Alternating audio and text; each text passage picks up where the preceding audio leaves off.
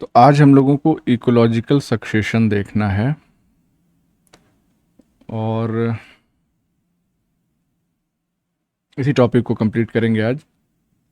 तो है क्या इकोलॉजिकल सक्सेशन? सक्सेशन का मतलब ये होता है एक के बाद एक, पीढ़ी दर पीढ़ी, जैसे सक्सेसर्स कहते हैं। तो इकोलॉजिकल सक्सेशन क्या है? ये एक यूनिवर्सल प्रोसेस है नेचुरल चेंज की। किस चीज़ में? कम्युनिटी स्ट्रक्चर में। ये होता ही रहता है, ये रुकता नहीं है कभी। और कम्युनिटी स्ट्रक्चर में जो चेंज आ रहा है वो किस वजह से होता है? उसका स्पीशीज कॉम्पोजिशन चेंज होगा और स्पीशीज अबंडेंस भी चेंज होगी, तो कम्युनिटी का स्ट्रक्चर चेंज हो जाएगा। ये जो चेंज है कम्युनिटी स्ट्रक्चर में, ये डायरेक्शनल होता है और सीक्वेंशियल होता है। एक स्पेसिफिक डायरेक्शन में होगा और सीक्वेंस में होगा, स्टेप वाइज मैनर में होगा। और साथ ही साथ it is parallel with the changes in physical environment. इसका मतलब ये हो गया कि जैसे जैसे फिजिकल एनवायरनमेंट चेंज होगा वैसे वैसे कम्युनिटी स्ट्रक्चर भी चेंज होगा। ये चेंज होने का अल्टीमेट इफेक्ट क्या निकल के आता है कि हमें एक क्लाइमेक्स कम्युनिटी देखने के लिए मिलती है। और ये जो क्लाइमेक्स कम्युनिटी होती है, it is near equilibrium with the environment. यानी कि जिस पर्टिकुलर एनवायरनमेंट में ये क्लाइमेक्स कम्युनिटी फॉर्म होती है, अब उसके लिए बिल्कुल सुटेबल एनवायरनमेंट है। अब इक्विलिब्रियम की स्टेज आ गई है, कोई चेंज फर्दर बहुत ज़्यादा नहीं होना है। और इसी को हम क्या कहते हैं? It marks the end point in succession. ये बदस्तूर चलती रहेगी कम्युनिटी जब तक कि एनवायरनमेंट में फिर से कोई चेंज ना आए। अब एक टर्म आता है सीयर। सीयर का क्या मतलब होता है? ये जो पूरी सक्सेशनल प्रोसेस है, यानी इकोलॉजिकल सक्सेशन की जो पूरी प्रोसेस है, इसमें जो जो कम्युनिटीज आएंगी एक के बाद एक और रिप्लेस करते हुए लास्ट तक पहुंचेंगी, उन सभी कम्युनिटी के सीक्वेंस को कलेक्टिवली हम सीयर कहते हैं। तो क्या है sere? Whole sequence of communities that replace one another in the successional process. एक हटेगी तभी दूसरी आएगी। सीरियल स्टेजेस क्या होती हैं?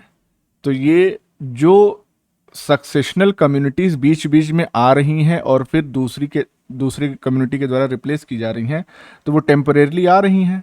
तो उन्हीं टेम्परेरी सक्सेशनल कम्युनिटीज को हम सीयर, उस पूरे सीयर में उसको हम कहते हैं सीरियल स्टेज। सीयर तो पूरा कलेक्शन हो गया, पूरा सेट, जितनी भी कम्युनिटीज आ रही हैं इकट्ठा उसको सीयर कह रहे हैं। उस सीयर में जो टेम्परेरी सक्सेशनल कम्युनिटीज आ रही हैं उनको सीरियल स्टेजेस कहते हैं। अब इसमें जो पहली स्टेज होती है, पहली सीरियल स्टेज, उसको हम कहते हैं पायनियर स्टेज। तो ये इनिशियल या फर्स्ट सीरियल स्टेज भी इसको हम कह सकते हैं। और इस स्टेज में जो कम्युनिटी फॉर्म होती है उसको हम पायनियर कम्युनिटी कहते हैं। तो ज़्यादातर क्या देखने के लिए मिलता है कि जब तक क्लाइमेक्स कम्युनिटी नहीं अचीव हो जाती, तब तक एक से ज़्यादा सीरियल स्टेजेस जो है वो इवॉल्व होती हैं। कई स्टेज के बाद क्लाइमेक्स कम्युनिटी जो है वो अचीव होती है। और जो हर एक सीरियल स्टेज है या टेम्परेरी कम्युनिटी है, इसका एक स्पेसिफिक या कैरेक्टरिस्टिक स्पीसीज कॉम्पोजिशन होता है। अब इसको हम सिंपली यहाँ समझ लें, अगर डायग्राम से समझने की कोशिश करें, प्लांट सक्सेशन की यहाँ पे बात हो रही है। और ये क्या है? पूरा का पूरा ये सीयर है, यहाँ से शुरू हो रहा है और लास्ट तक चल रहा है। इसको कलेक्टिवली हम क्या कह रहे हैं? जितनी भी कम्युनिटीज उसको सीयर कह रहे हैं। तो अर्ली सीरियल स्टेज हो गई, मिड सीरियल स्टेज हो गई, लेट सीरियल स्टेज हो गई और क्लाइमेक्स वेजिटेशन हो गई यहाँ पे। तो पाइनियर कम्युनिटीज में हमको क्या नजर आ रहा है? यहाँ पे वीड्स वगैरह, जो अर्ली सीरियल स्टेज है। फिर mid serial stage, weeds replace होंगी तो उसकी जगह ग्रासेस ले लेंगी। मिड सीरियल स्टेज के बाद लेट सीरियल स्टेज में श्रब्स और स्क्रब, यानी ग्रास से थोड़ा सा और बड़े। और फाइनली, ये डायग्राम यहाँ पे नहीं ऐड हो पाया है, फाइनली डेसिडुअस वुडलैंड जो है पूरा का पूरा तैयार हो जाएगा। And this community will be a climax vegetation or climax community because it will be in complete harmony with the environment. तो इस तरीके से इसको समझा जा सकता है। समय कितना लगता है? तो 5, 25, 150, यानी कि इस पूरे कम्युनिटी को इवॉल्व होकर क्लाइमेक्स कम्युनिटी तक पहुंचने में 150 साल का लगभग वक्त लगता है। ये रियल एग्जाम्पल है। अब इकोलॉजिकल सक्सेशन के टाइप्स की अगर हम बात करें तो 2 टाइप्स के जनरली देखने के लिए मिलते हैं, हाइड्रार्क और जीरार्क। और ये किस चीज पे बेस्ड है कि प्राइमरी सक्सेशन किस तरीके के हैबिटेट में स्टार्ट हुआ। तो हाइड्रार्क समझ में आ रहा है, पानी में शुरू हुआ होगा सक्सेशन पहला वाला। जीरार्क ड्राई जगह पे शुरू हुआ होगा। तो देख लेते हैं इसको। हाइड्रार्क का मतलब क्या है? यहां पे जो पायनियर कम्युनिटी होती है वो कहां पे स्टैब्लिश होती है? एक्वेटिक बॉडी में। एक्वेटिक बॉडी में पायनियर कम्युनिटी शुरू शुरू में आई, और इसके बाद क्या होता है? Series of aquatic communities evolve होती हैं और एक दूसरे को रिप्लेस करते हुए क्लाइमेक्स कम्युनिटी तक पहुंच जाती हैं, और इसको कलेक्टिवली क्या कहते हैं? हाइड्रोसीयर। सीयर जैसे हमने जनरल टर्म दिया था सारी कम्युनिटीज के लिए, तो चूंकि पानी में शुरुआत हुई तो इसको हाइड्रोसीयर कह देते हैं। इसी तरह से जीरार्क जो टाइप है इकोलॉजिकल सक्सेशन का, यहाँ पे जो पायनियर कम्युनिटी है वो ड्राई लैंड, और वो ड्राई लैंड कहाँ पे? चट्टान पे जो ड्राई लैंड है उस पे इस्टेब्लिश होगी, उस पे शुरू होगी। ठीक है। अब इसमें जो पूरा सीक्वेंस है कम्युनिटी का, जो एक दूसरे को रिप्लेस करती हुई चली जा रही हैं और फाइनली एक क्लाइमेक्स कम्युनिटी अचीव हो रही है, तो इस पूरे सीक्वेंस ऑफ कम्युनिटीज को हम क्या कहते हैं? जीरो सीयर कह देते हैं। अब इसको हम डिफरेंट स्टेजेस चाहें तो देख सकते हैं। स्टेजेस जो है हाइड्रार्क सक्सेशन के क्या हैं? सबसे पहले बेयर बॉटम स्टेज होती है। यहाँ पे बिल्कुल ऐसा कुछ नहीं, कोई वेजिटेशन, कोई प्लांटेशन हमको नज़र नहीं आ रहा है, ये एक मछली तैर रही है। इसके बाद सबमर्ज्ड वेजिटेशन स्टेज आती है, जहाँ पे पानी के अंदर ही जो है वेजिटेशन ग्रो करना शुरू करती है। धीरे धीरे क्या होता है, जब सबमर्ज्ड वेजिटेशन जो है वो ख़त्म होने लगती है तो उसके जो डेड रिमेन्स हैं, डिपॉजिट्स हैं, वो धीरे धीरे इस गड्ढे को या तालाब को भरने लगते हैं। तो अब ये जो वेजिटेशन नई आई वो इमर्ज्ड वेजिटेशन है, यानी कि थोड़ा थोड़ा ये पानी की सरफेस से बाहर निकलना शुरू करेगी। और फाइनली इनके भी रिमेन्स जब कलेक्ट होने लगेंगे इस पॉन्ड में, तो फिर पूरा का पूरा पॉन्ड जो है वो ख़त्म हो जाएगा और बहुत छोटा सा इलाका बचेगा जिसको टेम्परेरी पॉन्ड कहेंगे। और फाइनली हमको क्लाइमेक्स में एक पूरा well furnished, well established forest ecosystem या फॉरेस्ट कम्युनिटी जो है वो हमको मिल जाएगी। That will be the climax. तो ये हो गया स्टेज इन हाइड्रार्क सक्सेशन। जीरार्क सक्सेशन की अगर हम बात करें तो बेयर रॉक पे ये हो रहा है जीरार्क सक्सेशन। तो चट्टान है, बिल्कुल कुछ नहीं है इस चट्टान पे। इसके बाद इस पे लाइकेन और मॉसेस जो है वो शुरू करेंगे, सॉइल की वेदरिंग वगैरह करेंगे, सॉइल को मतलब सॉइल फॉर्मेशन में हेल्प करेंगे, चट्टान को मिट्टी में कन्वर्ट करेंगे। लाइकेन मॉस स्टेज के बाद फिर एनुअल हर्ब स्टेज आएगी, इस तरीके का कुछ नज़र आएगा। फिर पेरिनियल हर्ब स्टेज आएगी जो थोड़े से एनुअल वालों से बड़े होंगे, और उसके बाद हमको एक स्क्रब स्टेज मिलेगी, और फाइनली हमको फॉरेस्ट या क्लाइमेक्स कम्युनिटी मिल जाएगी। तो ये सक्सेशन हो गया जीरार्क। अब पैटर्न्स ऑफ सक्सेशन की हम बात करते हैं। तो क्लाइमेक्स कम्युनिटी जैसा कि हम पहले से जानते हैं क्या है, ये सबसे स्टेबल कम्युनिटी है। किसी एनवायरनमेंट में जो पाई जाती है वो सबसे स्टेबल कम्युनिटी ही क्लाइमेक्स कम्युनिटी कहलाती है। ऑडम बहुत रिनोन्ड इकोलॉजिस्ट हैं, इन्होंने अर्ली और लेट सक्सेशनल सिस्टम्स में कई अलग अलग डिफरेंसेस जो है वो आइडेंटिफाई किए, डिस्क्राइब किए कि शुरुआत में जो कम्युनिटीज़ इस्टेब्लिश होती हैं उनमें क्या कैरेक्टरिस्टिक उनके होते हैं और बाद वाली के, तो उसको हम लोग कंपैरेटिवली देख सकते हैं। तो अर्ली सक्सेशनल स्पीशीज़ या पायनियर स्पीशीज़ इनको हम कहते हैं। इनमें क्या होता है, इनका ग्रोथ रेट जो होता है वो हाई होता है, साइज इनका स्मॉल होता है क्योंकि जाहिर सी बात है रिसोर्सेस कम है तो सपोर्ट नहीं करेगा बड़ा size. High degree of dispersal ज़्यादा होता है, यानी कि कहीं और मौका मिलेगा तो जाने की संभावना ज़्यादा रहती है। Then high rates of per capita population growth. Per capita, यानी कि हर एक इंडिविजुअल में ग्रो करने की जो टेंडेंसी है वो बहुत हाई है। लेट सक्सेशनल स्पीशीज में ग्रोथ रेट जो है वो स्लो होता है। क्यों? क्योंकि इनको ऐसा कोई डर नहीं है, सब कुछ इस्टेब्लिश्ड है, आराम से तसल्ली से ग्रो करते रहेंगे। लार्जर साइज है, लॉन्ग लिव्ड हैं, आराम से ग्रो करेंगे, जितना दिन तक ग्रो करना है ग्रो करते रहेंगे, डिस्टर्बेंस बहुत मिनिमम होता है। Lower rates of dispersal and colonisation, क्योंकि सारी इन्वायरमेंटल कंडीशंस बिल्कुल फेवरेबल हैं, तो इनको उस जगह से जाने की, डिस्पर्स होने की और दूसरी जगह बसने की कोई ज़रूरत ही नहीं है, सब कुछ बसा बसाया है। तो slower per capita growth rates. Per capita growth rate का मतलब क्या हो गया कि ओवरऑल कम्युनिटी का growth rate divided by number of individuals. तो नंबर ऑफ इंडिविजुअल्स जाहिर सी बात है लेट सक्सेशनल कम्युनिटीज़ में ज़्यादा होंगे, तो ओवरऑल जो ग्रोथ रेट हो जाएगी वो कम हो जाएगी, स्लो हो जाएगी। तो ये कैरेक्टरिस्टिक फीचर्स हैं अर्ली और लेट सक्सेशनल स्पीशीज के। अब एक और साइंटिस्ट, ये तो ओडम ने बताया था ऊपर वाला, एक फाखरी बजाज करके ये हैं, तो इन्होंने क्या बताया, इन्होंने भी अर्ली और लेट सक्सेशनल सिस्टम की ही बात की, लेकिन प्लांट फिजियोलॉजी या प्लांट के केस में अगर हम बात करें बेस्ड ऑन प्लांट फिजियोलॉजी, तो अर्ली सक्सेशनल प्लांट्स जो होते हैं इनमें फोटोसिंथेसिस और रेस्पिरेशन का रेट बहुत हाई पाया जाता है। सक्सेशन लेट वाले में लो पाया जाता है।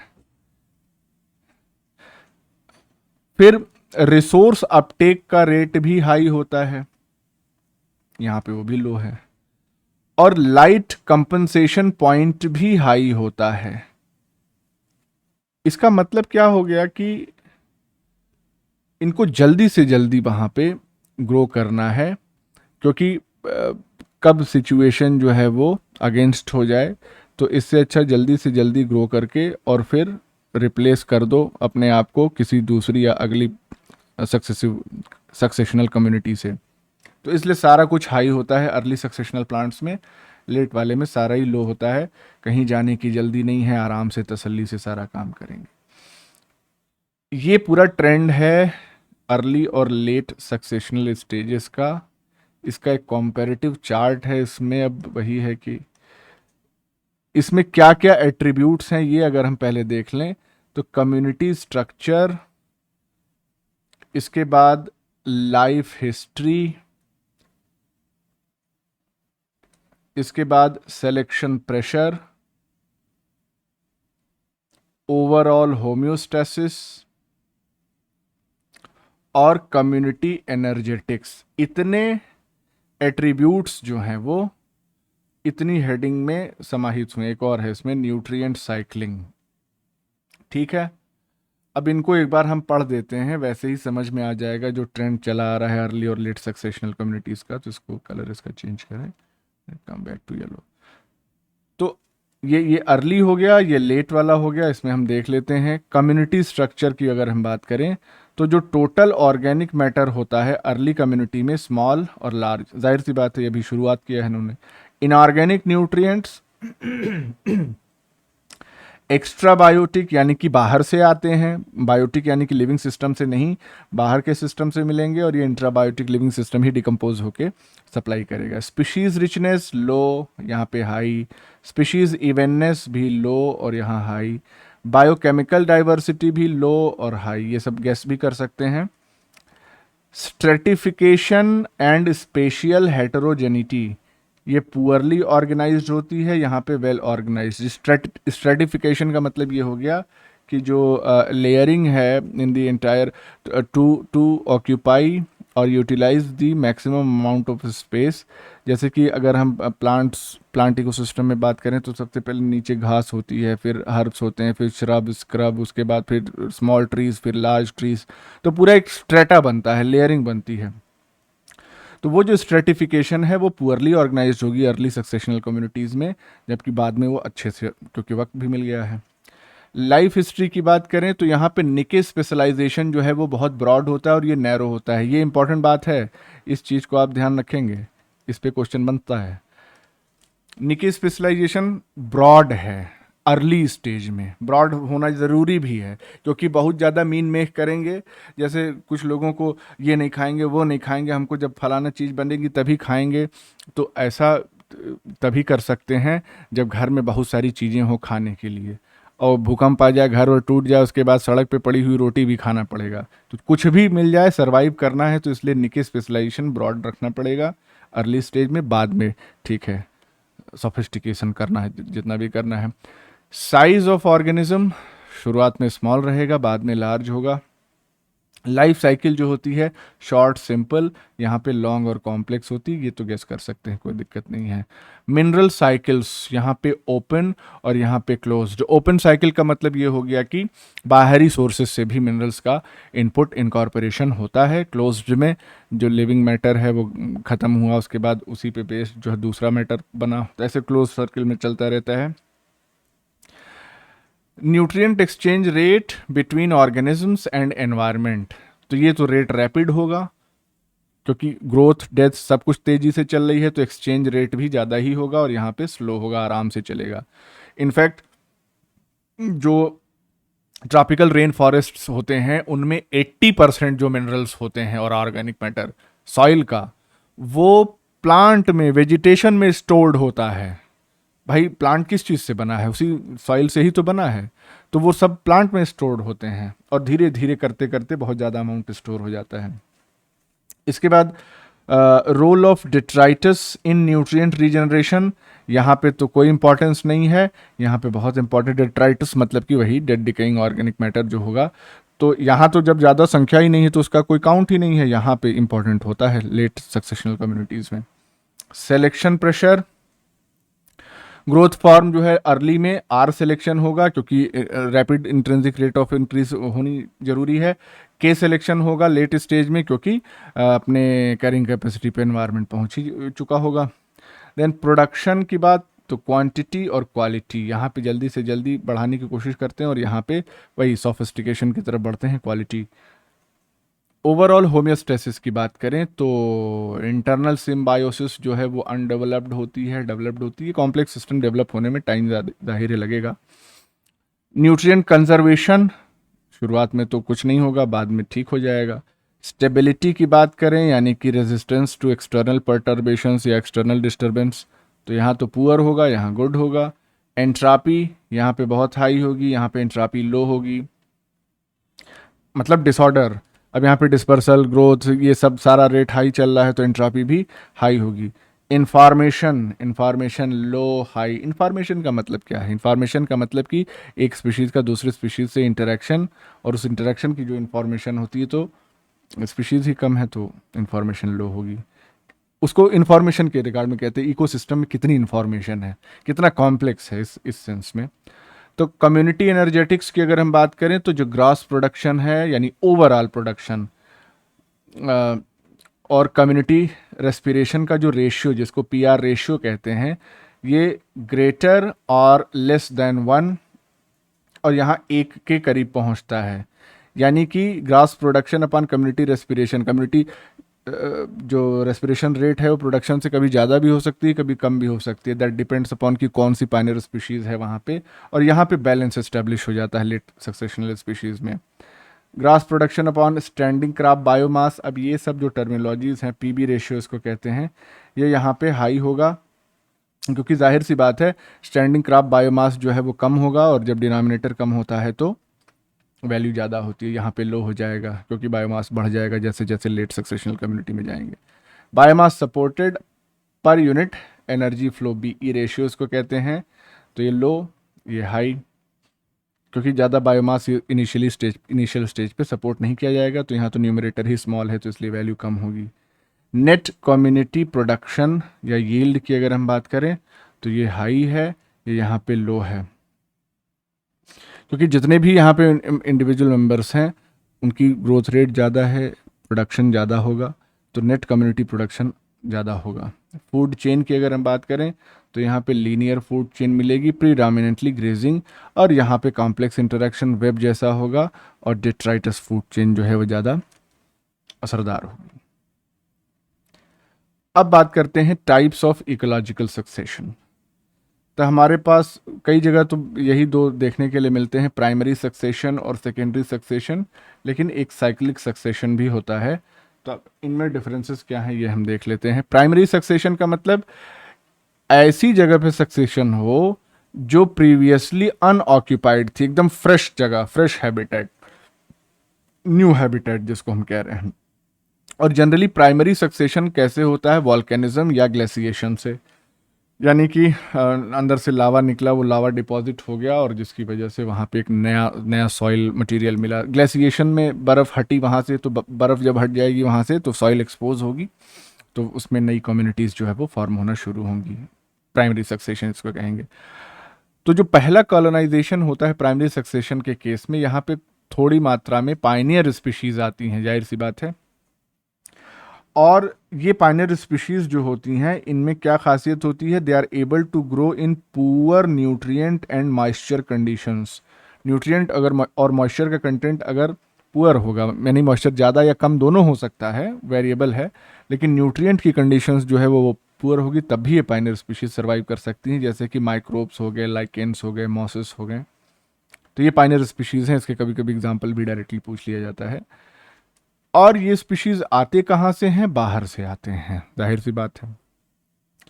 आने के बाद फिर सॉइल जो डेवलप होती है वो किस वजह से डेवलप होती है, वेदरिंग ऑफ रॉक्स से, चट्टानों के टूटने से, और जो अर्ली कॉलोनाइजर्स थे उनके डिकम्पोजिशन की वजह से, जब वो मरेंगे, डिकम्पोज होंगे, तो ऑर्गेनिक मैटर का एकोमुलेशन होता है। तो ये ऑर्गेनिक मैटर सॉइल में ऐड हो गया और रॉक की वेदरिंग से इनऑर्गेनिक मटेरियल जो है वो सॉइल में ऐड हो गया, तो इस तरीके से सॉइल फॉर्म हो जाती है। प्राइमरी सक्सेशन की जो प्रोसेस है वो धीरे धीरे प्रोसीड करती है। क्यों? क्योंकि सॉइल का फॉर्मेशन ही अपने आप में बहुत स्लो प्रोसेस होती है, तो जैसे जैसे वो होगी धीरे धीरे, वैसे वैसे ही सक्सेशन भी धीरे धीरे होगा। सेकेंडरी सक्सेशन की अगर हम बात करें तो सेकेंडरी सक्सेशन ऐसी जगहों पे होता है जो प्रीवियसली ऑक्यूपाइड साइट्स थी, पहले से वहाँ पे कुछ मतलब प्लांट स्पीशीज वगैरह एस्टेब्लिश्ड थे, प्लांट एनिमल सब, लेकिन डिस्ट्रॉय हो गए, आग लग गई, बाढ़ आ गई, या एंथ्रोपोजेनिक एक्टिविटी, ह्यूमन एक्टिविटी हो गई, इसकी वजह से वो सारी स्पीशीज नष्ट हो गई। और उसके बाद अब फिर से नया सक्सेशन जब वहां स्टार्ट होगा तो that will be called as secondary succession. तो ये जितनी भी एक्टिविटीज हमने यहाँ पे एग्जांपल ली, बाढ़ और आग और भूकंप और ये क्या कहते हैं ह्यूमन एक्टिविटी, सब इसकी ये क्या कहलाते हैं, they are collectively called as disturbance. तो डिस्टर्बेंस को हम कैसे डिफाइन करते हैं, any process that results in removal, चाहे वो पार्शियल रिमूवल हो या कंप्लीट रिमूवल हो, रिमूवल ऑफ एग्जिस्टिंग वेजिटेशन या कम्युनिटी। तो कोई भी डिस्टर्बेंस अगर ऐसा करेगा, कोई ऐसी प्रोसेस अगर ऐसा करेगी तो उसको हम डिस्टर्बेंस कहेंगे। अच्छा, अब ये थोड़ा सा अलग कलर में हमने इसलिए लिख दिया है कि कई सक्सेशन ऐसे होते हैं या कई सक्सेशन इवेंट्स ऐसे होते हैं जिनको हम प्राइमरी या सेकेंडरी में क्लियरली कैटेगराइज नहीं कर सकते हैं। जैसे वोल्केनिक इरप्शन, लावा निकला, ये ऐसा एग्जाम्पल है जिसको हम क्लियरली प्राइमरी या सेकेंडरी सक्सेशन में नहीं रख सकते। क्यों? अब उसको समझिए। तो लावा मान लीजिए निकला, किसी ऐसी जगह से लावा निकला, जैसे कई जगह ऐसा होता है ज्वालामुखी का जो क्रेटर होता है उसके आसपास खूब सारी वेजिटेशन ग्रो कर जाती है, क्योंकि बहुत दिनों से ज्वालामुखी नहीं फटा। उसके बाद उसमें विस्फोट हो गया ज्वालामुखी में, खूब सारा लावा निकला, तो क्या करेगा, जितनी भी अगल बगल की वेजिटेशन है सबको नष्ट कर देगा, है ना, डिस्ट्रॉय कर देगा ओल्ड वेजिटेशन को। लेकिन अब वो लावा अगर बहुत डीप है, बहुत ज़्यादा मात्रा में लावा निकला, और उस लावा के डिपॉजिट होने के बाद, ठंडा होने के बाद उसमें फिर से वही प्रोसेस स्टार्ट हो, यानी कि अब वेदरिंग हो, सॉइल बने, उसके बाद फिर से प्राइमरी सक्सेशन इवेंट की ही तरह काम चले, तो उस केस में ना हम उसको प्राइमरी में ही रख पाएंगे और ना सेकेंडरी में ही रख पाएंगे, क्योंकि सेकेंडरी में रखने के लिए क्या है, कंडीशन क्या होनी चाहिए कि सॉइल पहले से अवेलेबल होनी चाहिए। बाकी सारी स्पीशीज वगैरह मर जाएं कोई दिक्कत नहीं है, सॉइल तो कम से कम रहे। लेकिन यहाँ क्या हो रहा है कि ओल्ड वेजिटेशन तो मरी, सेकेंडरी का एक कैरेक्टरिस्टिक आया, लेकिन बहुत डीप लावा है। इसका मतलब कि अब प्राइमरी सक्सेशन ही ऑप्शन है। तो ये सेकेंडरी को ले आ रहा है, ये प्राइमरी को ले आ रहा है, तो कहाँ रखना है कोई भरोसा नहीं। तो इसको वोल्केनिक वाला स्पेशली ध्यान रखिएगा कि इसको क्लियरली नहीं डिस्टिंग्विश किया जा सकता है। सेकेंडरी सक्सेशन जो होता है वो रिलेटिवली फास्ट होता है। क्यों? क्योंकि ये वेल डेवलप्ड सॉइल पे हो रहा होता है। ये कंडीशन है सेकेंडरी सक्सेशन की। और यहाँ ऊपर लावा वाले में सॉइल भी नहीं मिली। सेकेंडरी सक्सेशन ही ज़्यादा कॉमन होता है, ये भी ध्यान रखना है। दोनों इंपॉर्टेंट पॉइंट हैं। सेकेंडरी सक्सेशन प्राइमरी से ज़्यादा तेज होता है और ये ज़्यादा कॉमन होता है। फिर साइक्लिक सक्सेशन की अगर हम बात करें तो इसका मतलब क्या हो गया कि जो कम्युनिटी डेवलप हो रही है वो कई सारी सीरियल स्टेजेस से बार बार पास होगी। उसके बाद कुछ डिस्टरबेंसेस आएंगे जो उन कम्युनिटीज़ को डिस्टर्ब करेंगे और फिर से शुरू से काम चालू हो जाएगा। इसका मतलब क्या हो गया कि गोल गोल घूम रहे हैं, सेंटर में तो बात वही है। The community never reaches the climax stage for that physical environment. ये कैरेक्टरिस्टिक होता है साइक्लिक सक्सेशन का कि क्लाइमैक्स अचीव नहीं होता। क्लाइमैक्स अचीव होने से पहले ही कोई ऐसा डिस्टरबेंस आ जाएगा कि सब कुछ काम फिर से शुरू से करना पड़ेगा। तो ऐसा होता है। अब इसको देख लें, प्राइमरी सक्सेशन का यहाँ पे हमने दिखाया। इसमें पाइनर स्पीशीज ये आई, बेयर रॉक, लाइकेन, फिर उसके बाद small annual plants and lichens हो गए। इसके बाद ग्रासेस और पेरिनियल्स, फिर grass, shrub, shade intolerant tree such as pines. इसके बाद shade tolerant trees such as oak and hickory. तो इस तरीके से पाइनर स्पीशीज, इंटरमीडिएट स्पीशीज और क्लाइमैक्स कम्युनिटी, ये हो गया प्राइमरी सक्सेशन। क्यों? क्योंकि ये बेयर रॉक से स्टार्ट हुआ है, यहाँ पहले कोई भी वेजिटेशन, कोई कम्युनिटी नहीं थी। अब बात करते हैं सेकेंडरी सक्सेशन की। तो यहाँ पे क्या है, आग लग गई, पहले से जंगल मौजूद था, आग लग गई, जंगल का सफाया हो गया। अब 0 ईयर से स्टार्ट कर रहे हैं। इसके बाद फिर से यहाँ पे भाई सॉइल तो है, सॉइल में कोई दिक्कत नहीं है। इसके बाद यहाँ पे घास वगैरह, घास, ग्रासेस, पेरिनियल्स, ये यहाँ से स्टार्ट होगा। ये नहीं कि लाइकेन, मॉस और माइक्रोब से स्टार्ट हो रहा, नहीं, सीधे ग्रास पेरिनियल से स्टार्ट होगा। फिर shrub, pine, young oak, hickory, उसके बाद मैच्योर ओक, हिकरी, फॉरेस्ट, ये सब हो जाए। पाइनर स्पीशीज, इंटरमीडिएट, क्लाइमैक्स कम्युनिटी, ये हो गया सेकेंडरी सक्सेशन। अब सक्सेशन को और फिर से अलग तरीके से क्लासिफाई किया जा सकता है, ऑटोजेनिक सक्सेशन और एलोजेनिक सक्सेशन।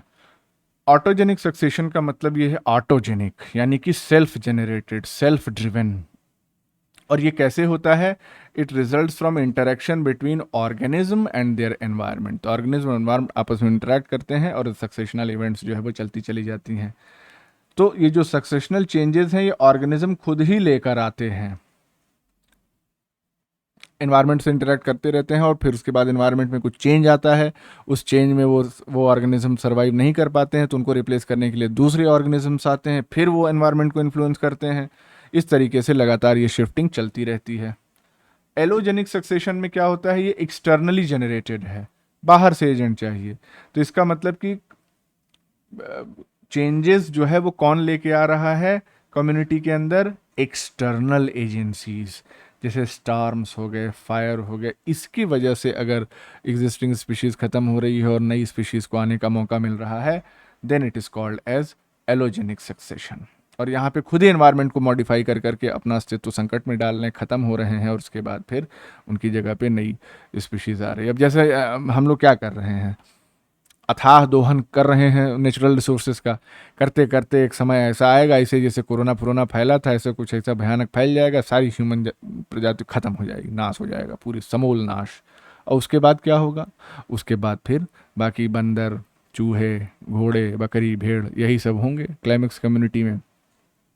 कुछ दिन लॉकडाउन लगा था तो चीता उता और लोमड़ी वोमड़ी सब चले आए थे सड़क पे मॉर्निंग वॉक और इवनिंग वॉक करने के लिए। तो नेचर रिक्लेम कर लेती है तुरंत। किसी बिल्डिंग को आप छोड़ दीजिए, देखिए 10-12 साल में उसमें पेड़ पौधा कहाँ कहाँ से निकल आएगा कोई जान नहीं सकता है। Nature will reclaim. सक्सेशन, फिर से सक्सेशन को डिवाइड किया जा सकता है 2 टाइप में, ऑटोट्रॉफिक सक्सेशन और हेटेरोट्रॉफिक सक्सेशन। ऑटोट्रॉफिक का मतलब क्या हो गया कि ऐसा सक्सेशन जहां पे शुरुआत में फोटो ऑटोट्रॉफ्स जो है वो ज़्यादा तादाद में मौजूद हैं हेटेरोट्रॉफ्स के कंपैरिजन में। यहाँ पे जो सक्सेशन है वो स्टार्ट होता है P ग्रेटर देन R वाली कंडीशन से। इसका मतलब कि रेट्स ऑफ प्रोडक्शन जो है वो रेट्स ऑफ रेस्पिरेशन से हाई है, ठीक।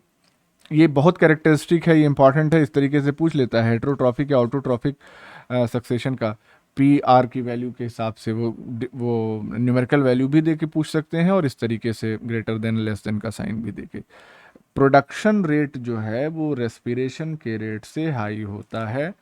जाहिर सी बात है कि ये तो समझ सकते हैं ना कि फोटो ऑटोट्रॉप्स की अगर तादाद ज़्यादा है तो फोटोसिंथेसिस होगी, तो प्रोडक्शन ज़्यादा होगा। एनिमल्स अगर कम है यानी हेट्रोट्रॉप्स कम है तो कम रेस्पिरेशन होगा, कम खर्चा होगा। तो rates of production is greater than rates of respiration. और ये कैसे मीडियम में होता है इस तरीके का सक्सेशन ऑटोट्रॉफिक? इनऑर्गेनिक सब्सटेंस जहाँ पे मीडियम में रिच होते हैं ऐसी जगह पे ऑटोट्रॉफिक सक्सेशन होता है। हेट्रोट्रॉफिक सक्सेशन का मतलब कि यहाँ पे वही बात है कि हेट्रोट्रॉफ्स जो है वो ज़्यादा मात्रा में पाए जाएंगे इनिशियल स्टेज में, और यहाँ पे सक्सेशन के शुरुआती दौर में जो रेट्स ऑफ प्रोडक्शन है it will be less than rates of respiration, क्योंकि शुरुआत में हेट्रोट्रॉफ ज़्यादा है तो इसका मतलब कि वो खर्चा ज़्यादा होगा ना, वो ज़्यादा कंज्यूम करेंगे तो रेट्स ऑफ रेस्पिरेशन ज़्यादा होगा, प्रोडक्शन कम होगा। और जैसे जैसे फोटो ऑटोट्रॉफ्स बढ़ेंगे प्रोडक्शन बढ़ता जाएगा। ये किस तरीके के एनवायरनमेंट में शुरू होता है? ऑर्गेनिक एनवायरनमेंट में। क्यों? क्योंकि जो हेट्रोट्रॉप्स हैं उनको ऑर्गेनिक चीज़ें चाहिए खाने पीने सर्वाइव करने के लिए, और जो ऑटोट्रॉप्स हैं उनका काम तो इनऑर्गेनिक से चलता है ना भाई। फोटोसिंथेसिस अगर हो रही है तो उसमें क्या चाहिए? कार्बन चाहिए, ऑक्सीजन चाहिए, वाटर चाहिए, यही सारी चीज़ें चाहिए। और कार्बन भी कहाँ से आता है, यही तो देखने वाली बात है। कार्बन हम कहते हैं कि ऑर्गेनिक जो मटेरियल होता है उसमें कार्बन होता है, इसीलिए उसको ऑर्गेनिक कहते हैं। लेकिन प्लांट्स को जो कार्बन चाहिए वो तो गैस से ले रहा है, हाइड्रोकार्बन से थोड़ी ले रहा है। तो एक तरीके से इनऑर्गेनिक चीज़ों से ही ले रहा है। तो हाँ, तो यहाँ पे ऑर्गेनिक एनवायरनमेंट जो है उसमें शुरुआत होती है, और फिर प्रोग्रेसिव डिक्लाइन होता है in the energy content. Progressive decline in the energy content, इसका क्या मतलब है? ऑर्गेनिक एनवायरनमेंट से जब शुरुआत हुई थी और धीरे धीरे जब हेट्रोट्रॉफ से फोटो ऑटोट्रॉफ की तरफ जो है बैलेंस शिफ्ट होगा, तो उस दौरान क्या होगा कि ऑर्गेनिक एनवायरनमेंट भी थोड़ा सा इनऑर्गेनिक की तरफ शिफ्ट होगा, और जिसकी वजह से ऑर्गेनिक जो मटेरियल था उसमें कमी आएगी, जिसकी वजह से ऑर्गेनिक मटेरियल में प्रेजेंट एनर्जी कंटेंट में डिक्लाइन होता है। मैकेनिज्म ऑफ सक्सेशन की अब हम बात करते हैं। तो क्लेमेंट्स, इनका नाम कई बार आता है सक्सेशन में, तो बहुत बार। इन्होंने सक्सेशन को सेवरल स्टेप्स में होता हुआ देखा था और बताया था। ये स्टेप्स क्या क्या हैं? पहला स्टेप होता है न्यूडेशन, दूसरा है इन्वेजन या माइग्रेशन, तीसरा है इकेसिस, फिर एग्रीगेशन चौथा है, पांचवा है कॉम्पिटिशन, फिर है reaction, and then finally stabilisation या क्लाइमेक्स कम्युनिटी। तो 7 स्टेप्स में ये पूरी की पूरी सक्सेशन जो है प्रोसेस वो कंप्लीट हो जाती है। न्यूडेशन क्या है? एक एक स्टेप को हम एक एक लाइन में समझ लेते हैं। न्यूडेशन का मतलब क्या है? हमको एक बेयर एरिया मिल जाए जहां पे पहले से कोई फॉर्म लाइफ की ना मौजूद हो, तो उसको न्यूडेशन कहते हैं। अब जब ऐसा बेयर एरिया मिल गया, रॉक या चट्टान इस तरीके का, उसके बाद दूसरा स्टेप होगा इन्वेजन या माइग्रेशन। अब यहाँ पे सीड्स, स्पोर्स और प्रोपोग्यूल्स अलग अलग प्लांट स्पीशीज के ये पहुंचेंगे उस बेयर इलाके में जहाँ कोई लाइफ फॉर्म नहीं थी, और इन सबों को कौन ले आते हैं? एबायोटिक जो एजेंट्स होते हैं, एयर हो गया, वाटर हो गया, इन सब से ये सीड, स्पोर और प्रोपोग्यूल्स उस बेयर इलाके में पहुंच गए। तो ये दूसरा स्टेप हो गया इन्वेजन या माइग्रेशन। फिर आता है तीसरा स्टेप इकेसिस का। इकेसिस वो प्रोसेस होती है जब स्पीशीज का सक्सेसफुल इस्टेब्लिशमेंट हो जाता है। जो सीड, प्रोपेग्यूल्स और ये सारी चीज़ें पहुंची वहाँ पे, वो उस इलाके में, बेयर इलाके में इस्टेब्लिश हो जाएं। कैसे? जो भी कंडीशंस वहाँ की हैं उन कंडीशंस में एडजस्ट होके। तो ये हो गया ecesis, establishment of the species. Simple. Ecesis को तब कंप्लीट माना जाता है जब जो प्लांट्स के प्रोपेग्यूल, सीड वगैरह पहुंचने और उनके ग्रो करने के बाद उन प्लांट्स में अब रिप्रोड्यूस, और वो भी सेक्सुअली रिप्रोड्यूस करने की टेंडेंसी डेवलप हो जाए, माहौल मिल जाए, तब हम एक एसएस को कंप्लीट मान लेते हैं कि इस्टेब्लिशमेंट अब पूरा हो गया। फिर उसके बाद अगला स्टेप आता है इस्टेब्लिशमेंट के बाद एग्रीगेशन।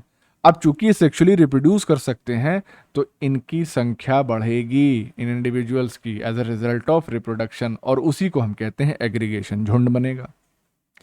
जब संख्या बढ़ेगी तो कंपटीशन भी होगा, इंटर स्पेसिफिक कंपटीशन होगा। अब ये जो कंपटीशन होता है वो जनरली किसके लिए होता है? रिसोर्सेज के लिए होता है, वाटर, न्यूट्रिएंट, रेडिएंट एनर्जी।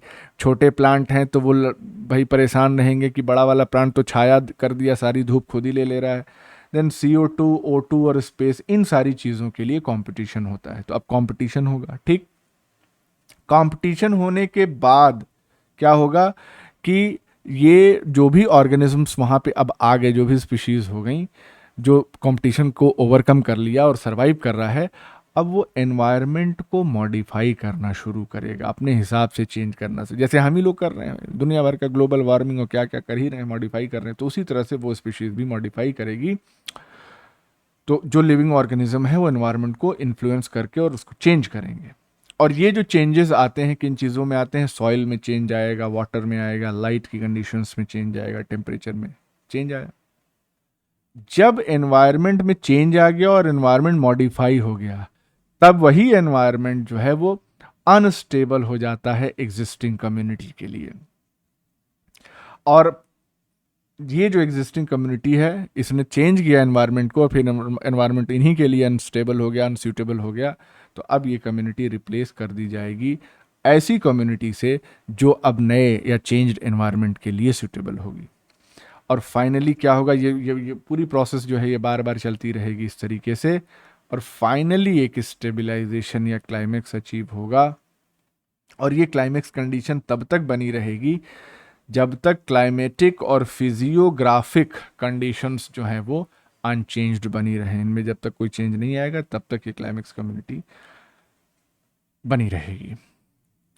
इस स्थिति में, इस स्टेज में जो सॉइल होती है, it is fully occupied by plants, क्योंकि मैक्सिमम रिसोर्स यूटिलाइजेशन करना है, और कम्युनिटी अब क्लोज्ड हो चुकी है, यानी कि जो ऑलरेडी वहाँ पे मौजूद हैं वही सरवाइव करेंगे, किसी नए को मौका नहीं मिलेगा, क्योंकि एनवायरनमेंट भी फिक्स हो गया, फिजियोग्राफिक कंडीशंस भी चेंज नहीं हो रही हैं। अब बात करते हैं कॉन्सेप्ट ऑफ क्लाइमेक्स कम्युनिटी का। तो क्लाइमेक्स कम्युनिटी के बात तो कर ही रहे थे, थोड़ा अलग से भी कर लेते हैं। क्लाइमेक्स कम्युनिटी बेसिकली क्या होती है? ये एक सेल्फ परपिचुएटिंग कम्युनिटी है जो बहुत लॉन्ग पीरियड के लिए खुद से ही सेल्फ सफिशिएंटली चलती रहती है, परपिचुएट करती रहती है। 3 मेजर थ्योरीज प्रपोज की गई हैं क्लाइमेक्स कम्युनिटी को डिफाइन, आइडेंटिफाई और इंटरप्रेट करने के लिए। पहली थ्योरी है मोनोक्लाइमेक्स थ्योरी, नाम से ही क्लियर हो रहा है, एक ही इकलौता क्लाइमेक्स यहाँ पे नजर आएगा। इसको क्लाइमेटिक क्लाइमेक्स थ्योरी भी कहते हैं, और इसको फ्रेडरिक क्लेमेंट्स, जिनका नाम अभी ऊपर भी आया था, इन्होंने प्रपोज किया था। तो क्या कह रहे थे ये? इन्होंने कहा कि there is only one climax, और एक climax, and it is determined solely by climate. जो क्लाइमेक्स कम्युनिटी मिली हमको, वो सिर्फ और सिर्फ क्लाइमेट की वजह से मिल रही है, ऐसा ये कह रहे हैं। ये कह रहे हैं no matter how much the variety of environmental conditions is at the start, मतलब शुरुआत में एनवायरमेंटल कंडीशंस कितनी भी वैरायटी की रही हो, कितनी भी वेरिएबल रही हो, लेकिन अल्टीमेटली जब क्लाइमेक्स हमको मिलेगा तो क्लाइमेट की ही वजह से वो डिटरमाइंड होगा क्लाइमेक्स। तो इसका मतलब each climax is a direct expression of its climate. कैसा मौसम वैसा ही climax community. Climate is the cause, climax is the effect which in turn reacts upon the climate. इसको समझिएगा, क्लाइमेट जो है वो कारण है, उस कारण की वजह से असर क्या आ रहा है? Climax community. और जब ये क्लाइमेक्स कम्युनिटी बन गई तो ये वापस से रिएक्ट करती है उसी क्लाइमेट पे। तो ये स्टेटमेंट कहीं दी जा सकती है सच, और पूछा जा सकता है किस थ्योरी की है? तो मोनोक्लाइमेक्स थ्योरी की। अब इसमें 3 तरीके के क्लाइमेक्स भी इन्होंने बताए। प्री क्लाइमेक्स, प्री क्लाइमेक्स वो कम्युनिटी होती है जिसमें जो लाइफ फॉर्म्स होते हैं उनकी तादाद कम होती है then those in the expected climatic climax. मतलब किसी स्पेसिफिक जगह का क्लाइमेट कुछ है और एक्सपेक्टेशन ये है कि यहाँ फला कम्युनिटी होगी जिसमें 100 स्पीशीज इसकी, 100 उसकी, 50 इसकी। लेकिन अगर उस कम्युनिटी में स्पीशीज की तादाद कम है तो उसको हम कह देंगे प्री क्लाइमैक्स। पोस्ट क्लाइमैक्स का मतलब क्या? ऐसी कम्युनिटी जिसमें लाइफ फॉर्म्स की तादाद ज़्यादा है then the expected climatic climax. हमने जो एक्सपेक्ट किया था उससे भी ज़्यादा है तो उसको पोस्ट क्लाइमैक्स कहेंगे। सब क्लाइमैक्स ये वो कम्युनिटी होती है या स्टेज होती है just preceding the climatic climax, यानी कि उस क्लाइमेट की वजह से जो क्लाइमैक्स अचीव हो रहा है उसके जस्ट पहले वाली जो स्टेज होती है उसको हम सब क्लाइमैक्स कहते हैं। एक और टर्म है डिसक्लाइमैक्स, या इसको हम डिस्टर्बेंस क्लाइमैक्स कहते हैं। थोड़ा सा इंपॉर्टेंट है, ये सभी इंपॉर्टेंट है, छोटे छोटे टर्म है।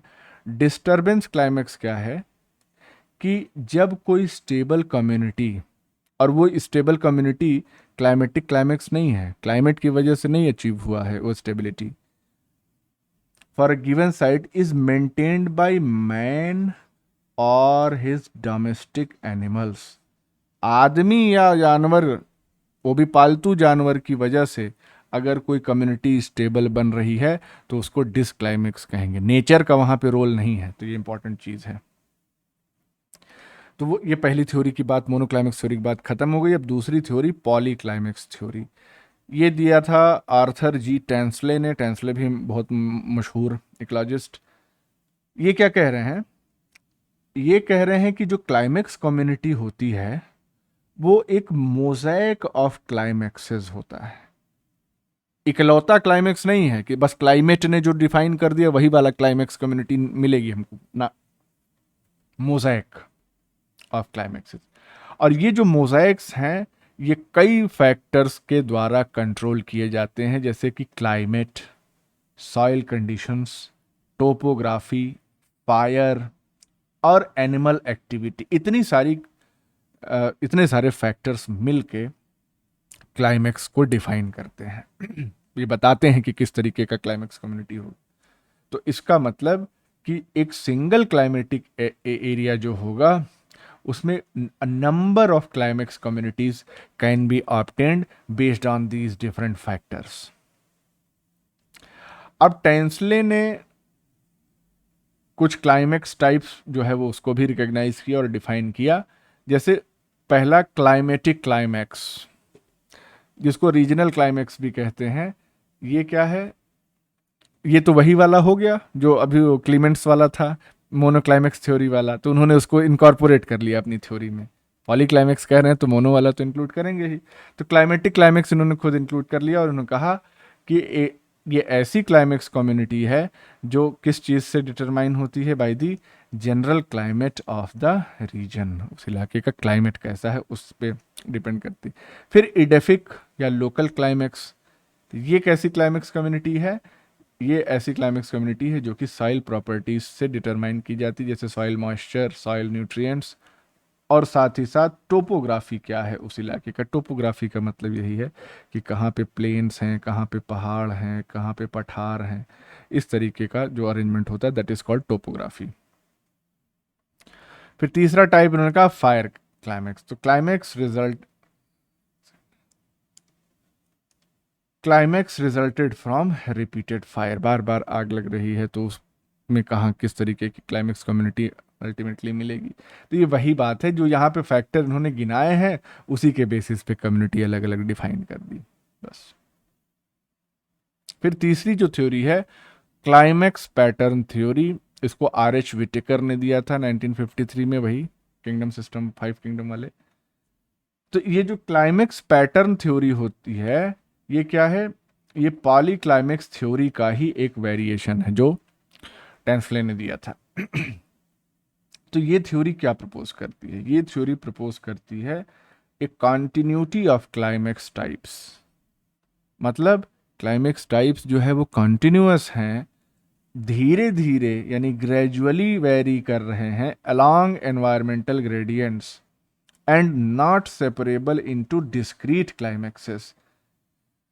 जैसे ऊपर पॉली क्लाइमेक्स थ्योरी में इन्होंने क्या कहा, अलग अलग क्लाइमेटिक क्लाइमेक्स इन्होंने बता दिया जो क्लाइमेट पे बेस्ड है, इडेफिक क्लाइमेक्स बता दिया जो सॉइल प्रॉपर्टीज पे बेस्ड है, फायर क्लाइमेक्स बता दिया कि ये आग की वजह से जो हो रहा है।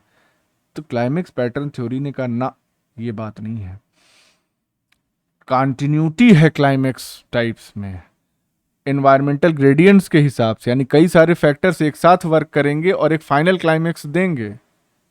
और वो क्लाइमेक्सेस जो है वो डिस्क्रीट क्लाइमेक्सेस में सेपरेबल नहीं है जैसे अलग अलग बता दिया, ऐसा नहीं। तो इसका मतलब क्या हो गया, ये किस चीज पे एम्फेसिस डालता है, that a natural community is adopted to the whole pattern of environmental factors in which it exists। पूरा पैटर्न एक साथ ले लिए सारे फैक्टर्स को, उसके रिजल्ट के तौर पे जो नेचुरल कम्युनिटी है वो फाइनली हमको मिलती है, क्लाइमेक्स कम्युनिटी।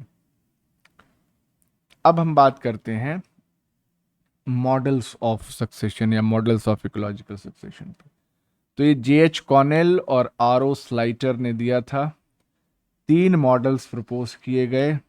और ये मॉडल्स किस चीज को एक्सप्लेन करते हैं, ये कि सक्सेशन के दौरान जो कम्युनिटी चेंज होता है उसकी प्रोसेस क्या है, उसकी इकोलॉजिकल प्रोसेस क्या है, किस प्रोसेस से सक्सेशन के दौरान कम्युनिटी में चेंजेस आते हैं। इस चीज को एक्सप्लेन करने के लिए 3 मॉडल दिए गए। सबसे पहला फैसिलिटेशन मॉडल। तो ये तो बहुत सिंपल सा मॉडल है फैसिलिटेशन मॉडल। इसमें आप देख सकते हैं कि ये डोमिनेंट स्पीशीज हैं, अलग अलग जो कम्युनिटीज हैं उसकी। तो यहाँ पे क्या है, क्या एजम्पशन है यहाँ पे कि जो स्पीशीज है प्रीवियस स्टेज की are replaced by the succeeding stage, यानी कि जैसे ए है तो ए को बी ने रिप्लेस कर दिया, बी को सी ने रिप्लेस कर दिया, सी को डी ने रिप्लेस कर दिया। ठीक, यानी कि हर एक स्टेज पे स्पीशीज क्या कर रही, जैसा कि अभी हमने देखा, स्पीशीज अपने एनवायरनमेंट को मॉडिफाई करती है और जैसे ही एनवायरनमेंट मॉडिफाई होता है ये लेस सूटेबल हो जाता है उस पर्टिकुलर स्पीशीज के लिए और ज़्यादा सूटेबल हो जाता है अगली स्पीशीज के लिए जो अब नेक्स्ट राउंड में आएगी। प्लस वैल्यू यहाँ पे ये प्लस जो लगा हुआ है ये किस चीज़ को इंडिकेट करती है, फैसिलिटेशन, यानी कि ए क्या कर रहा है, एनवायरनमेंट को ऐसे फैसिलिटेट कर रहा है, चेंज कर रहा है ताकि बी अब आ सके और ये खुद गायब हो जाएगा। बी क्या कर रहा है, फिर से एनवायरनमेंट को इन्फ्लुएंस कर रहा है सी के लिए और खुद गायब हो जा रहा है। तो प्लस फैसिलिटेशन को, और ये जो सर्कुलर एरो यहाँ पे ये जो दिखाया गया है ये कि स्पीशीज रिप्लेसेस इटसेल्फ। भाई ये क्लाइमेक्स कम्युनिटी है ना, तो यहाँ पे जो स्पीशीज रिप्लेस होगी वो यही स्पीशीज होंगी, कोई नई स्पीशीज नहीं आएगी, तभी तो वो क्लाइमेक्स कम्युनिटी स्टेबल कम्युनिटी कहलाती है। तो खुद को ही रिप्लेस कर रही है, यानी कि इसी स्पीशीज के इंडिविजुअल्स बार बार खुद को रिप्लेस करने का मतलब क्या है, वही है कि हम ही रहेंगे और कोई नहीं। और ABCD क्या है, ये 4 स्पीशीज। चलो ठीक है, तो ये क्या हो गया, फैसिलिटेशन मॉडल, यानी कि एक एनवायरनमेंट को फैसिलिटेट करना ताकि दूसरा तीसरा चौथा ऐसा आता रहे। फिर आता है टॉलरेंस मॉडल। अब टॉलरेंस मॉडल को आप समझने की कोशिश करें। टॉलरेंस मॉडल क्या कहता है कि यहाँ पे अर्ली सक्सेशनल स्पीशीज की प्रेजेंस, मौजूदगी जरूरी नहीं है कि पहले ए आए तो उसको रिप्लेस करके बी आए, फिर सी आए, फिर डी आए, ये ज़रूरी नहीं है। तब कैसे होता है, यहाँ पे कोई भी स्पीशीज जो है वो सक्सेशन को स्टार्ट कर सकती है। आप यहाँ से देख सकते हैं सक्सेशन ए से भी स्टार्ट हो सकता है, बी से भी, सी से भी, कहीं से भी स्टार्ट हो सकता है। अब ऐसे केस में होता क्या है कि कुछ स्पीसीज जो होती हैं वो सुपीरियर होती हैं, कॉम्पिटिटिवली सुपीरियर होती हैं और वो क्लाइमेक्स कम्युनिटी को प्रीडोमिनेट कर लेती हैं, जैसे कि डी वाली जो यहाँ पे दिखाई गई है। ठीक, अब यहाँ पे अगर देखने की कोशिश करें तो ए से सीधे डी में भी जा रहा है, ए से सी पे भी आ रहा है, या पैरेलली ए बनने की जरूरत नहीं है, बी भी जो है वो इनिशिएट कर सकता है, सी भी इनिशिएट कर सकता है, इवन डी भी खुद को इनिशिएट कर सकता है और बाद में परपिचुएट कर सकता है। Tolerance model. तो इसका मतलब यह हो गया कि ऐसी स्पीशीज जो लिमिटेड रिसोर्सेस के लिए ज्यादा टॉलरेंट हैं वो दूसरी स्पीशीज को रिप्लेस कर देंगी, यानी कम से कम रिक्वायरमेंट में जो स्पीशीज सरवाइव कर जाएगी वो दूसरे को रिप्लेस कर देगी। ठीक। तो सक्सेशन कैसे आगे बढ़ता है यहां पे? By the invasion of later species, बाद वाली स्पीशीज इन्वेड कर जाए तो नया कम्युनिटी स्ट्रक्चर बन जाएगा, और by thinning out of the initial colonist, यानी कि जो पहले से मौजूद थे उनकी तादाद कम होती चले जाए। अब यहाँ पे बाकी ये सब ठीक है, ये तो आप समझ ही सकते हैं। फाइनली इनहिबिशन मॉडल है। अब इनहिबिशन मॉडल इस तरीके से आप देख रहे हैं, हर एक स्पीशीज एक दूसरे को इक्वली अफेक्ट कर रही है। ये एरो की डायरेक्शन सबके लिए है, सब हर एक दूसरे को इक्वली अफेक्ट कर रही है। तो इनहिबिशन मॉडल में क्या होता है कि जो सक्सेशन है बहुत हेट्रोजीनियस है, यहाँ पे कोई सीक्वेंस हम बना ही नहीं सकते हैं, बन ही नहीं रहा है। क्यों? क्योंकि किसी साइट पे जो डेवलपमेंट हो रहा है, यानी कि नई स्पीशीज का फॉर्मेशन, जो नई कम्युनिटी का फॉर्मेशन जो हो रहा है, वो किस चीज पे डिपेंड कर रहा है कि कौन पहले आ गया। भाई जब सब एक दूसरे को खदेड़ सकते हैं, जैसे क्लासरूम में एक ही सीट खाली हो, 4 लोग घुसें तो जो पहला होगा, ऐसे बस में भी ऐसे होता है, एक सीट खाली हो तो भैया हमारी सीट हमारी सीट, जो पहले बैठ गया उसकी सीट है, वो में क्या है। तो यहाँ पे स्पीशीज रिप्लेसमेंट जो होता है वो ऑर्डरली नहीं है। क्यों? क्योंकि हर एक स्पीशीज जो होती है वो किसी भी नए कॉलोनिस्ट को एक्सक्लूड या सप्रेस करने की कोशिश करती है। तो ये जो इनहिबिशन मॉडल है ये फैसिलिटेशन मॉडल का ऑपोजिट है। वहां पे क्या कि हम जगह बना रहे हैं, चलो भैया तुम आ जाओ, यहां बैठा है तो ढकेल देंगे, ठीक है ना। तो ऑपोजिट ऑफ फैसिलिटेशन। तो ये क्या करता है, ये इनहिबिशन मॉडल जो है ये एक्सप्लेन करता है loss of species as the community changes. ठीक। इनहिबिशन की वजह से क्या होगा, ऐसी कम्युनिटीज फॉर्म होंगी जो रेजिस्टेंट टू इन्वेजन होंगी, यानी नई स्पीशीज को आने ही नहीं देंगी। ये पॉइंट समझना बहुत इंपॉर्टेंट है और उसको याद रखना। इनहिबिशन मॉडल में जो कम्युनिटीज फॉर्म होती है वो रेजिस्टेंट टू इन्वेजन होती है, जबकि फैसिलिटेशन मॉडल में एक कम्युनिटी दूसरे को के लिए ही माहौल तैयार करती है। ठीक। तो यहां इस मॉडल में सबका रिप्लेसमेंट पॉसिबल है, किसी को भी हटाया जा सकता है। ये डिपेंड किस चीज पे करता है, हु एस्टेब्लिशेस देयर फर्स्ट, पहले कौन आया। जैसे कि एक एग्जांपल यहां पे है, कुछ ऐसे प्लांट्स होते हैं जो टॉक्सिक बायोकेमिकल्स सिक्रीट करते हैं सॉइल में, उनके रूट्स से ये बायोकेमिकल्स निकलते रहते हैं जिसको एलेलोकेमिकल्स कहते हैं। और ये एलेलोकेमिकल्स जो होते हैं वो दूसरी स्पीशीज को इस्टेब्लिश और ग्रो नहीं होने देते या उनको इनहिबिट कर देते हैं आसपास। तो इस तरीके का काम होता है इनहिबिशन मॉडल में। So this was all about ecological succession.